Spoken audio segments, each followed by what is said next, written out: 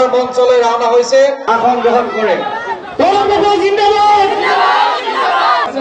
আজিৰ এই নিৰ্বাচনী সভাৰ অতিথিক আদৰণি জনাইছো।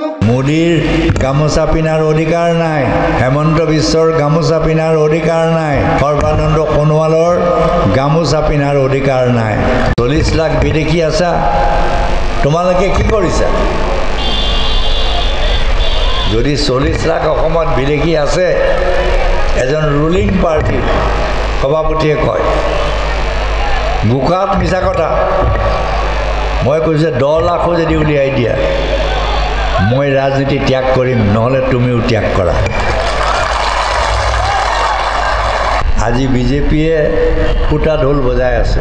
এই ব্ৰহ্মপুত্ৰৰ দলং কোনে কৰিলে? আমি কৰিলোঁ, এওঁলোকে কৰিছোঁ বুলি কয়। এতিয়া গুৱাহাটী চহৰৰ কথা কয় যে এখন ইণ্টাৰনেশ্যনেল চিটি, এইখন কোনে কৰিলে? আমি কৰিলোঁ নে তেওঁ কৰিলে?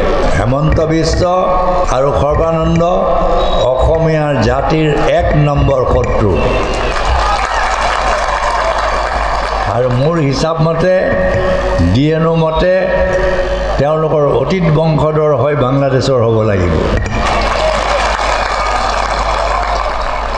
সেইকাৰণে হেমন্ত বিশ্ব শৰ্মা বাংলাদেশলৈ গৈ থাকে, ঢাকেশ্বৰী মন্দিৰলৈ, কামাখ্যালৈ ইমান নাযায়।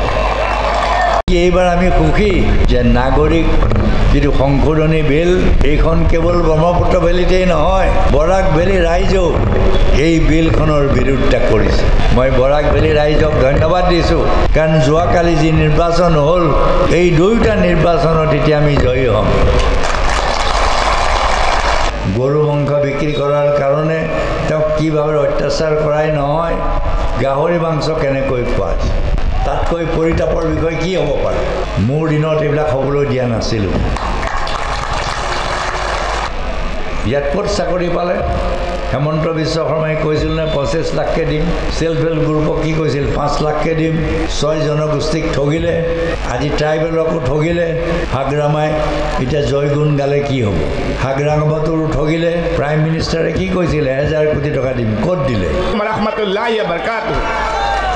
আউযু বিল্লাহি মিনাশ শাইতানিৰ ৰাজিম। বিসমিল্লাহিৰ ৰহমানিৰ ৰহিম। আল্লাহ তাআলাৰ শুকৰিয়া আদা কৰিছোঁ। আজি মহামহিম প্ৰাক্তন মুখ্যমন্ত্ৰী তৰুণ গগৈ ছাৰদেৱক দুলু আহমেদে ইয়ালৈ নিমন্ত্ৰণ কৰিছে।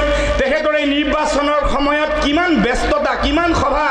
তেখেতৰ এখন সভাৰ কাৰণে ভাৰতীয় জাতীয় কংগ্ৰেছৰ লোকসভাৰ কেণ্ডিডেটসকলে তেওঁৰ ঘৰত ভিৰ কৰিবলগীয়া হৈছে। আজি এই পবিত্ৰ শুকুৰবাৰৰ নামাজ, আজি আল্লাহ তাআলাই প্ৰিয় হাবিব উম্মতে মুহাম্মদ মুস্তাফা সাল্লাল্লাহু আলাইহি ওয়াসাল্লামৰ উম্মতি মুহাম্মদ হিচাপে আপোনালোকৰ এই গাঁৱত 2 ৰাকাত জুম্মাৰ ফজৰৰ ফৰজ নামাজ পঢ়িবলৈ সক্ষম আল্লাহ তাআলাৰ ওচৰত শুকৰিয়া কৰিছোঁ। মহামহিম প্ৰাক্তন মুখ্যমন্ত্ৰী তৰুণ গগৈদেৱ ডাঙৰীয়াৰ বক্তব্য আগবঢ়োৱাৰ পিছত আমাৰ কোনো বক্তব্য নাথাকে। এইবাৰ নৰেন্দ্ৰ দামোদৰ দাস মোদী ডাঙৰীয়াই লালকিল্লাত আৰু পতাকা উৰাব নোৱাৰিব। এইবাৰ এই পতাকা ৰাহুল গান্ধীয়ে উৰাব। আহিল অসমৰ সমস্যা।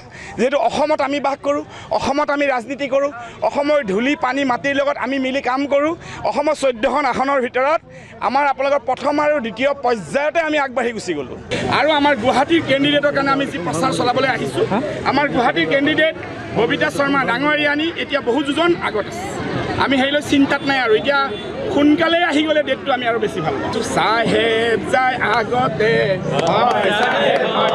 ভকত যায় পিছতে, হাই হাই ঐ শুনাই নৈ পাৰতে, যদি আল্লাহ ৰহমত কিৰিহত কিৰিহত তুমি আল্লাহ চাহেব যদি কৰা দৰিয়াৰ পাৰ।